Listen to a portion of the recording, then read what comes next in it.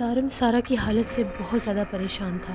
سارا نے جب سارا کو اوپر اپنا ہی دوپٹہ دھوتے دیکھا تھا جسے وہ حسن کے کپڑے کہہ رہی تھی، وہ اور بھی زیادہ دکھی ہو گیا۔ سارا نے جب سارا کو سمجھایا کہ اس روگ سے باہر نکل آؤ، حسن مر چکا ہے، تو سارا نے ایک دم غصے سے سارم کی طرف دیکھا اور پاؤں پٹکتی ہوئی چھت سے نیچے آ گئی۔ سارم بھی بہت زیادہ دکھی انداز میں اس کمرے کا دروازہ بند کر کے زینے سے نیچے اتر آیا۔ سارم بہت زیادہ پریشان تھا کہ میں لاک لگا کر کی اپنے ساتھ لے کر گیا تھا، اس کے باوجود سارا اوپر پہنچ گئی۔ اگلے دن سارم نے آفس جانے سے پہلے ہی میکینک کو بلا کر سیڑھیوں والے دروازے کا لاک چینج کروایا اور اس کے آگے ایک بہت بڑی چین بھی لگوا دی۔ اس چین کا یہ مقصد تھا کہ اگر تالا کھل بھی جائے تو دروازہ نہیں کھل سکتا تھا۔ پھر سارم نے خالہ سجو سے یہ کہا کہ اب میں نے مکمل بندوبست کر دیا ہے، اب جا کر بھی سارا اوپر نہیں جا سکتی، پھر بھی آپ خیال رکھیے گا۔ سارم بے فکر ہو کر اپنے آفس چلا گیا۔ تقریباً دوپہر کے وقت گھر سے فون آیا تو سارم نے فون اٹھایا تو خالہ سجو تھی۔ سارم نے کہا، ہاں خالہ، سارا کیسی ہے؟ وہ اوپر تو نہیں گئی؟ تو تبھی خالہ سجو نے ڈرتے ڈرتے یہ کہا، صاحب جی، بی بی اوپر گئی ہیں۔ کیا مطلب؟ وہ اوپر کیسے جا سکتی ہے؟ میں نے آج ہی دروازے کا لاک چینج کروایا ہے اور وہاں پر ایک چین بھی لگوائی ہے، اب وہ چاہ کر بھی اوپر نہیں جا سکتی، آپ دیکھ کر آئیں، وہ سیڑھیوں میں بیٹھی ہوگی۔ صاحب جی، سارا بی بی کو اوپر گئے ہوئے 15 منٹ ہو گئے ہیں، وہ واپس نہیں آئی، میں ابھی دیکھ کر آتی ہوں۔ خالہ سجو نے فون ہولڈ پر رکھا اور بھاگتی ہوئی اوپر گئی۔ جیسے ہی واپس آئی تو بہت گھبرائی ہوئی تھی۔ صاحب جی، سارا بی بی سیڑھیوں میں نہیں ہے اور دروازہ بند ہے۔ کیا مطلب دروازہ بند ہے اور سارا سیڑھیوں میں نہیں ہے؟ آپ باتھ روم میں جا کر چیک کریں۔ صاحب جی، میں نے پورے گھر میں چیک کیا ہے، سارا بی بی کہیں بھی نہیں ہے۔ سارم بہت پریشان ہو گیا۔ اچھا چلے ٹھیک ہے، میں ابھی واپس آتا ہوں۔ تقریباً 1 گھنٹے کے بعد جب سارم واپس آیا تو سارا کہیں بھی نہیں تھی۔ سارم بہت زیادہ پریشان ہو کر جیسے ہی زینے چڑھتا ہوا اوپر گیا تو دروازہ بند تھا، زنجیر بھی ویسے ہی لگی ہوئی تھی اور تالا بھی ویسے کا ویسے ہی تھا۔ یہ کیسے ممکن تھا کہ بنا دروازہ کھلے سارا اوپر جا سکتی ہے؟ تبھی سارم نے اپنا وہم دور کرنے کے لیے دروازے کو پوری طرح سے ٹٹولنا شروع کر دیا۔ جیسے ہی سارم نے دروازے کے آدھے حصے پر ہاتھ لگایا تو وہ بڑی صفائی کے ساتھ دروازہ کٹا ہوا تھا، یعنی دروازہ درمیان سے 2 پیس میں منتقل تھا۔ جس حصے کے اوپر تالا اور چین تھی وہ حصہ ویسے کا ویسے تھا، جبکہ دوسرے حصے کو جب ہاتھ لگایا تو وہ پٹ کر کے کھل گیا۔ تبھی سارم کو بہت دکھ ہوا، اس کا اوپر جانا بے فضول تھا۔ وہ جانتا تھا کہ سارا اوپر پھر سے اپنے اسی وہم اور گمان میں زندہ رہنے کے لیے اس کمرے میں گئی ہے، وہ اس بچے کے خیال میں خود کو بہلا رہی ہے جو ہے ہی نہیں۔ سارم بہت دکھی تھا۔ تبھی سارم نے نیچے آ کر ظفر مراد کو فون کیا جو کہ سارا کا بھائی تھا۔ سارم نے ظفر سے یہ کہا کہ سارا کی حالت بہت بدتر ہے، اب سارا کا اس گھر میں رہنا بالکل بھی ٹھیک نہیں ہے۔ میں نے ہر حربہ اپنایا ہے کہ سارا اوپر نہ جائے، لیکن اس کے باوجود وہ کسی نہ کسی طرح اوپر پہنچ ہی جاتی ہے۔ تم ایسا کرو کہ جلدی سے ادھر آ جاؤ اور آ کر سارا کو مناؤ کہ وہ تمہارے ساتھ گھر چلے۔ میں چاہتا ہوں کہ سارا کچھ دن اس آصف زدہ گھر سے دور رہے گی تو اس کی ذہنی حالت ٹھیک ہو جائے گی۔ ظفر مراد نے جب ساری باتیں سنی وہ بہت پریشان ہو گیا اور یہ کہنے لگا کہ میں تو سمجھ رہا تھا کہ سائیکیٹرسٹ کے علاج کے بعد سارا باجی ٹھیک ہو جائیں گی، لیکن ان کی حالت تو اور بھی خراب ہو گئی ہے۔ سارم بھائی، آپ بالکل بھی پریشان مت ہو، شام کو میں اور زمرد آئیں گے اور سارا باجی کو ساتھ لے جائیں گے۔ پھر سارا حسب معمول نیچے آئی۔ سارم بہت دکھی اور پریشان تھا کہ اس کی اتنی اچھی شریک حیات کو آخر کیا ہو گیا ہے، اگر وہ ایسی ہی رہی تو وہ پاگل بھی ہو سکتی ہے۔ تبھی شام کے وقت ظفر مراد اور زمرد آ گئے، سب بڑی اچھی طرح سے سارا سے ملے۔ تبھی ظفر نے کہا، باجی میں چاہتا ہوں کہ آپ کچھ دن کے لیے میری طرف چلیں۔ تبھی سارا نے چونک کر ظفر مراد کی طرف دیکھا۔ تمہاری طرف؟ کیا مطلب؟ کیا مطلب باجی؟ اس میں اتنا چونکنے والی کون سی بات ہے؟ وہ آپ کا بھی تو گھر ہے اور بہنیں بھائیوں کے گھر آ کر رہا ہی کرتی ہیں، پھر آپ اتنی حیران کیوں ہو رہی ہیں؟ ہاں بالکل رہا کرتی ہیں، لیکن مجھے تمہارے گھر جانے کی ضرورت بالکل بھی نہیں ہے، میں اپنے گھر میں ہی رہوں گی۔ سارا نے دو ٹوک لہجے میں بات کی۔ یہ کیا بات ہوئی باجی؟ سارم بھائی بھی زیارت جا رہے ہیں، آپ گھر میں اکیلی کیسے رہیں گی؟ تبھی سارم نے بھی بات چھڑی۔ ہاں سارا، میں کچھ دن کے لیے زیارت جا رہا ہوں، تم تو جانتی ہو نا کہ شاہ صاحب نے ہمیں کہا تھا کہ ہمیں وہاں پر جانا ہے، سب یاد ہے نا؟ ہاں ہاں مجھے سب یاد ہے۔ تو سارم، اس میں ڈرنے والی کون سی بات ہے؟ تم چلے جاؤ، مجھے ڈر نہیں لگتا، میں اور خالد سے جو گھر میں رہ لیں گے۔ ہرگز نہیں باجی، میں یہ بات بالکل بھی نہیں مانوں گا۔ سارم بھائی جب تک شہر میں نہیں ہے آپ کو میرے پاس رہنا ہوگا، آخر میں بھی تو آپ کا بھائی ہوں۔ سارم نے تبھی ظفر مراد کو پھر اشارہ کیا کہ اس کو مجبور کرو۔ ظفر مراد اور زمرد نے سارا کو بہت حد تک مجبور کر لیا۔ تبھی سارا نے کہا، چلو ٹھیک ہے، پھر میں ایک شرط پر جاؤں گی، میں جب بھی چاہوں گی تم مجھے یہاں پر لے کر آؤ گے۔ ظفر مراد نے فوراً سارم کی طرف دیکھا۔ سارم نے اس کو اس بات میں سر ہلایا کہ اس کی شرط مان لیں۔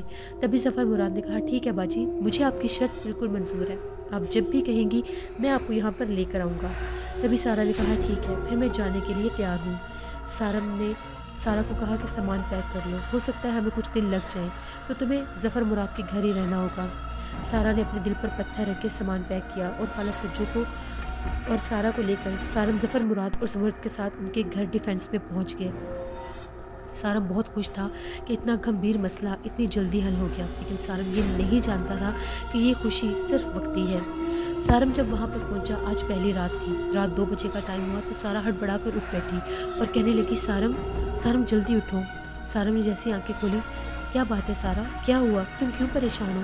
سارم، حسن رو رہا ہے، وہ مجھے بلا رہا ہے، مجھے گھر جانا ہے، مجھے ابھی گھر لے کر جاؤ۔ سارم نے کہا تم پاگل ہو گئی ہو، کون حسن؟ کوئی حسن نہیں ہے، اس وہم کی دنیا سے باہر نکل آؤ، کب تک خود کو بہلاتی رہو گی؟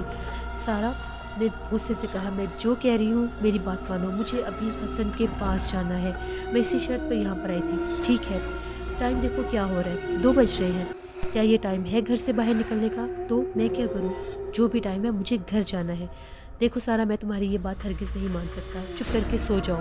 سارم نے غصے سے کہا تو سارا ایک دم لیٹ گئی اور روتے روتے ساری رات گزار دی۔ سارم صبح اٹھا، سب نے مل کر ناشتہ کیا، سب ایک دم سے خوش تھے کہ فی الحال رات آرام سے گزر گئی۔ سارم نے ظفر مراد، خالہ سجو اور زمرد سے کہا اگر سارا چھپ کر گھر سے باہر نکلنے کی کوشش کرے تو مجھے فوراً اطلاع دی جائے، میں نہیں چاہتا کہ آپ لوگوں سے اوجھل ہو کر وہ وہاں پر پہنچ جائے۔ ظفر مراد نے کہا بھائی آپ بالکل بھی فکر مت کریں، آپ آرام سے اپنے دفتر جائیں اور زیارت جانے کی تیاری کریں۔ ہاں بالکل، اب مجھے زیارت جانا ہی پڑے گا۔ سارم وہاں سے اٹھ کر فوراً اپنے دفتر آ گیا۔ جیسے سارم دفتر پہنچا تو ندیم شریف اس کا بے صبری سے انتظار کر رہا تھا۔ سارم اپنے کمرے میں گیا تو ندیم فوراً سے اس کے پیچھے آ گیا اور بڑی عجیب و غریب نظروں سے سارم کو دیکھنے لگا اور کہنے لگا صاحب میں آپ کا ہی انتظار کر رہا تھا۔ ہاں بولو کیا بات ہے، سب خیریت ہے نا؟ جی صاحب خیریت ہے، ہم جس نئے ڈرامہ سیریل پر کام کر رہے ہیں وہاں پر ہم لوگوں کے پاس ایک ہجڑا بھی کام کر رہا ہے جو کہ ایک ملازمہ کا رول ادا کر رہا ہے، اس کا نام شائدہ ہے۔ ہاں تو پھر صاحب جی، جیسے ہی میں آصف زدہ گھر کی باتیں کر رہا تھا، کسی عمل کے بارے میں مزید کوشش کر رہا تھا تو وہ باتیں سن رہا تھا، تبھی شائدہ نے یہ کہا کہ وہ ایک عامل کو جانتا ہے۔ سارم نے کہا کیا مطلب، کون سا عامل، کس عامل کو جانتا ہے وہ؟ تبھی ندیم نے کہا سر وہ عامل جو ہے اس کا اپنا گرو ہے۔ سارم کو ایک دم سے ہنسی آ گئی، کیا مطلب، اب ہجڑوں کے گرو بھی عامل ہونے لگے؟ تبھی سارم نے اس کی طرف مسکراتے ہوئے دیکھا تو ندیم نے کہا سر ایک دفعہ آزمانے میں کوئی حرج نہیں۔ شائدہ نے بہت یقین دلایا ہے کہ اس کا جو گرو ہے دعا رانی، وہ کسی دور میں ایک جادوگر کا ملازم تھا، تو جادوگر نے اس کی خدمت سے راضی ہو کر اس کو بہت سے گر سکھائے ہیں۔ دعا رانی نے بہت سے گھروں سے بہت سے اسیب کو نکالا ہے، بہت سے لوگوں پر بھی اس نے بہت سے اسیب نکالے ہیں، کیا حرج ہے کہ اگر ہم لوگ ان کو ایک موقع دے دیں؟ سارم نے کہا ٹھیک ہے، لیکن سر ان کی ایک شرط ہے۔ کیسی شرط؟ پیسے؟ نہیں سر، وہ پیسے نہیں مانگتے، پیسے جتنے آپ دیں گے وہ لے لیں گے۔ ان کی ایک شرط ہے کہ وہ گھر بالکل خالی ہونا چاہیے، وہاں گھر کا کوئی فرد نہیں ہونا چاہیے، وہ اس گھر میں 13 دن رہ کر اپنا عمل کریں گے اور اس گھر میں جو بھی مخلوق ہے اس کو وہاں سے نکال دیں گے۔ سارم نے کہا کہ گھر تو آج خالی ہے، میں آج اپنی فیملی کو یعنی سارا کو اور خالہ سجو کو ڈیفینس چھوڑ کر آیا ہوں۔ سر یہ تو بہت اچھی بات ہے، ہمیں ٹائم ویسٹ نہیں کرنا چاہیے، اگر آپ کہیں تو ہم ابھی وہاں پر چلیں؟ ہاں یہ بالکل ٹھیک ہے، تم شائدہ سے کہو اپنے گرو کو بلا کر لے آئے۔ تبھی سارم اور ندیم فوراً سے اپنے گھر پہنچے۔ تھوڑی ہی دیر کے بعد شائدہ اپنے گرو دعا رانی، زیبا اور پروین کو لے کر وہاں پر پہنچ گئی۔ دعا رانی اپنے 3 نوجوان ہجڑوں کے ساتھ وہاں پر رہنا چاہتا تھا۔ جیسے ہی سارم نے دعا رانی کو دیکھا، سارم ہکا بکا رہ گیا، وہ دیکھنے میں ہی اتنی بھیانک تھی کہ وہاں پر رہنے والی کوئی بھی مخلوق اس کو دیکھ کر ہی بھاگ جائے۔ بالکل چھوٹا سا قد، بھدا سا جسم، کالا سا رنگ، بڑی بڑی آنکھیں، ان میں کاجل اور پھٹے ہوئے بانس کی طرح آواز۔ جیسے ہی سارم نے اس کو دیکھا، سارم نے حیران ہو کر ندیم کی طرف دیکھا، تبھی وہ آئی اور آ کر بیٹھ گئی اور زیبا سے کہنے لگی جا ہمارا چمٹا لے کر آ۔ تبھی زیبا بھاگتی ہوئی گئی اور چمٹا لے آئی، ساتھ ایک کالے رنگ کا توا بھی تھا۔ تبھی اس نے وہاں پر بیٹھ کر کچھ بے ہنگم سی آوازیں نکالنا شروع کر دی۔ سارم اور ندیم ڈرائنگ روم کے دروازے کے پاس ہی کرسی ڈال کر بیٹھے ہوئے تھے، جبکہ دعا رانی اور اس کے چیلے زینے کے سامنے بیٹھے ہوئے یہ کارنامہ کر رہے تھے۔ عجیب و غریب تماشا تھا، پورے گھر میں ان کی بھیانک تالیوں کی آوازیں اور ان کے بے ہنگم الفاظ گونج رہے تھے۔ سارم کو بہت عجیب لگ رہا تھا کہ یہ کیا مسخرہ پن ہے، یہ کیا تماشا ہے، اس کا تو حلیہ ہی نہیں ہے آمنے والا، یہ آخر کیا کر رہا ہے۔ کافی دیر تالی بجانے کے بعد دعا رانی نے کہا، پتہ نہیں کون خبیث ہے، سامنے ہی نہیں آ رہا۔ تبھی زیبا نے کہا، گرو کھنڈوا شروع کرو۔ جیسے ہی ان لوگوں نے کھنڈوا شروع کیا، وہ عجیب و غریب الفاظ تھے۔ دعا رانی کی آواز اور پھٹے باز کی طرح نکلنے لگ گئی۔ سارم سے اب یہ شور برداشت نہیں ہو رہا تھا۔ اس سے پہلے سارم اٹھتا ایک دم سے سناٹا طاری ہو گیا۔ تبھی ڈائننگ ٹیبل کے اوپر سرخ پنجوں والا گدھ نمودار ہوا۔ یہ وہی تھا۔ تبھی ایک دم سے دعا رانی بولی، ارے یہ تو وہی مردود کاکور ہے، یہ بہت خبیث ہے۔ جیسے ہی سارم نے دعا رانی کے منہ سے کاکور کا لفظ سنا، سارم چونک گیا۔ سارم محض دعا رانی کو ایک تماشا سمجھ رہا تھا، ایک ڈھونگ سمجھ رہا تھا، لیکن وہ نہیں جانتا تھا کہ وہ سچ میں ایک عامل ہے۔ بڑے سے بڑے عاملوں نے اس کا نام کاکور ہی بتایا تھا۔ تبھی سارم کو یقین ہو گیا کہ یہ واقعی ایک عامل ہے۔ جو کچھ بھی اس کے بارے میں شاہدہ نے دعویٰ کیا تھا وہ ٹھیک تھا۔ اب سارم کے دل میں ایک امید جاگی۔ تبھی انہوں نے دوبارہ سے چمٹا بجانا شروع کیا تو سارم کھڑا ہو گیا۔ سارم نے 5000 روپے نکال کر دعا رانی کو دیے اور کہا کہ اپنے کھانے پینے کا بندوبست کر لو۔ دعا رانی نے کہا، نہیں صاحب، اس کو اپنی جیب میں واپس رکھ لو، پیسے ہم کام لینے کے بعد کرتے ہیں، پھر جو بھی دو گے ہم خوشی سے لے لیں گے۔ تبھی سارم نے کہا، مجھے اب اجازت دو، میں چلتا ہوں، تم لوگ اپنا کام کرو۔ جیسے ہی سارم گیٹ سے باہر نکلنے لگا تو ندیم آ گیا۔ سارم نے ندیم سے کہا، کیا تم بھی چل رہے ہو؟ ندیم نے کہا، نہیں سر، مجھے اجازت دیجیے، میں کچھ دیر یہاں پہ رکوں گا، لیکن وہ اعتراض کریں گے۔ تبھی ندیم نے کہا، جب تک ان کو اعتراض نہیں ہوگا میں یہاں پر بیٹھوں گا اور پھر میں چلا جاؤں گا۔ سارم نے کہا، چلو ٹھیک ہے، مجھے امید ہے کہ یہ لوگ کام کر لیں گے، کیونکہ ابھی دعا رانی نے جو نام بتایا ہے وہ وہی نام ہے جو بڑے سے بڑے عامل شمیم بھائی، بابا کمبل اور شاہ صاحب نے بتایا تھا۔ ندیم کے دل میں بھی ایک امید جاگی۔ تبھی سارم وہاں سے سیدھا ڈیفینس آ گیا۔ جب سارم ڈیفینس آیا، سارم نے یہ بات آ کر ظفر مراد کو بتائی۔ سب حیران تھے کہ ایسا بھی ہوتا ہے کہ کوئی ہجڑا بھی گرو ہو سکتا ہے اور کوئی عامل ہو سکتا ہے، شاید وہ یہ کام کر لیں۔ اب سارم کے دل میں یہی امید تھی کہ بہت جلد ہمیں اس گھر سے، ان خبیث مخلوقات سے، شرعی مخلوق سے نجات مل جائے گی۔ فی الحال سارم نے زیارت جانے کا پروگرام ملتوی کر دیا، کیونکہ وہ یہ چاہتا تھا کہ 13 دن تک دعا رانی اپنے چیلوں کے ساتھ وہاں پر عمل کر لے، کیونکہ سارم جانتا تھا کہ دعا رانی کو دیکھ کر ہی شرعی مخلوق وہاں سے بھاگ جائے گا۔ ابھی وہ لوگ کھانا کھا ہی رہے تھے، سب بہت خوش تھے۔ سارا میں بھی ایک مثبت تبدیلی آئی تھی۔ سارا جب سے یہاں پر آئی تھی دوسرا دن تھا، اس نے نہ تو گھر جانے کی ضد کی تھی اور نہ ہی حسن کا نام دہرایا تھا۔ ظفر مراد بھی خوش تھا، سارم کے دل کو بھی سکون تھا۔ تبھی ایک دم سے سارم کے موبائل کی بیل بجی۔ جیسے سارم نے دیکھا ندیم کا فون تھا۔ عام طور پر اگر ندیم کے علاوہ کسی کا فون ہوتا تو سارم اٹینڈ نہ کرتا، کیونکہ وہ گھر میں کوئی بھی دفتری معاملات ڈیل نہیں کرتا تھا، لیکن اب صورتحال اور تھی، اسے ندیم کی بات سننا ہی تھی۔ تبھی سارم جلدی سے فون کان کے ساتھ لگا کر باہر نکلا تو ندیم بہت گھبرایا ہوا تھا۔ سارم نے کہا، سب خیریت تو ہے؟ ندیم نے کہا، نہیں سر، بالکل بھی خیریت نہیں ہے۔ کیا مطلب، کیا ہوا؟ سر آپ کے جانے کے بعد عجیب و غریب تماشا ہوا، بہت سا تماشا تو میں دیکھ کر بھی آیا تھا۔ نہیں سر، وہ تماشا کچھ بھی نہیں تھا۔ جب آپ وہاں سے نکلے تو دعا رانی اور اس کے چیلوں نے دوبارہ سے وہی عمل شروع کیا۔ تھوڑی ہی دیر کے بعد وہ لوگ کھڑے ہو کر عجیب و غریب طرح سے دوبارہ سے وہی سب پڑھنے لگ گئے اور تالیاں بجانے لگ گئے۔ تو پھر تماشا کیا ہوا؟ سر پورے گھر میں ایک شور برپا تھا، چیخو پکار، بہت سے پرندوں، بہت سے گدھوں کی چیخنے کی آوازیں تھیں، لیکن نظر کچھ بھی نہیں آ رہا تھا۔ پھر ایک دم سے وہ لوگ منجمد ہو گئے، ان کے ہاتھ ٹیڑھے ہو گئے، وہ تالی بجانا چاہ رہے تھے لیکن ان کے ہاتھ پتھر کے ہو گئے تھے اور ان کے جو منہ تھے ان کی زبانیں بند ہو چکی تھیں۔ تبھی وہ لوگ اتنا ڈرے کہ انہوں نے ہر چیز وہیں پر پھینکی، اپنا سامان اٹھایا اور گھر سے بھاگنے لگے۔ جیسے وہ گھر سے باہر نکلے، ان کی حالت دیکھ کر میں نے یہ کہا کہ میں آپ لوگوں کو ہاسپٹل لے جاتا ہوں، لیکن انہوں نے میری کوئی بات سنی ہی نہیں اور بنا پیچھے مڑے وہاں سے بھاگ گئے۔ اور پھر تم نے کیا کیا؟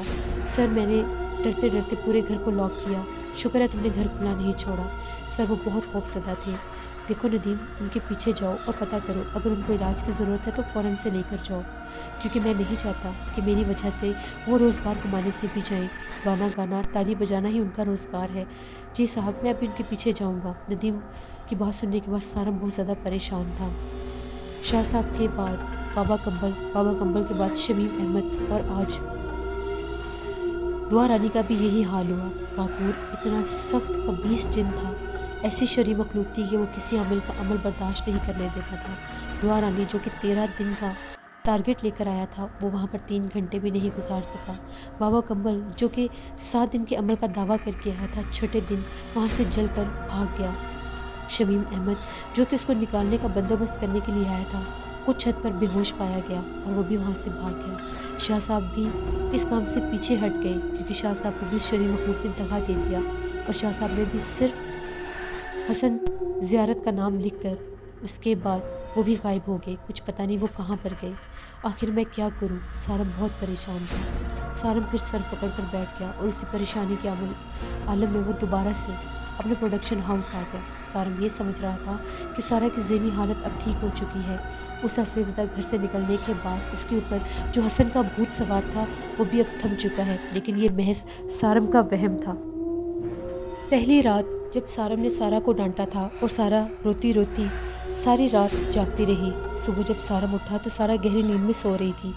سارم نے سارا کو نہیں جگایا اور بہت آرام سے کمرے سے باہر نکل آیا۔ جب سارا کی آنکھ کھلی تو 10 بج رہے تھے۔ سارا بہت بے تاب تھی۔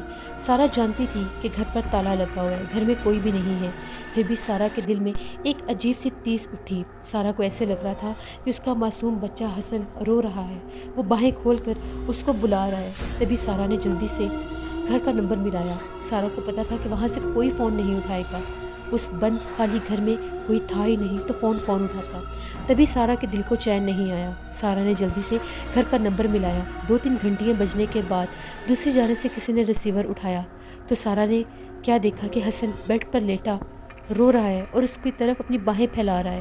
تبھی ایک دم سے وہ منظر بدل گیا۔ سارا نے خود کو اپنے عصیب زدہ گھر کے اسی کمرے میں پایا۔ سارا نے فوراً سے حسن کو اٹھایا، سینے سے لگایا، اسے پیار کیا، اس کو اپنے سینے سے لگا کر خوب سارا پیار کیا اور اس کو ٹہل ٹہل کر سلانے لگی۔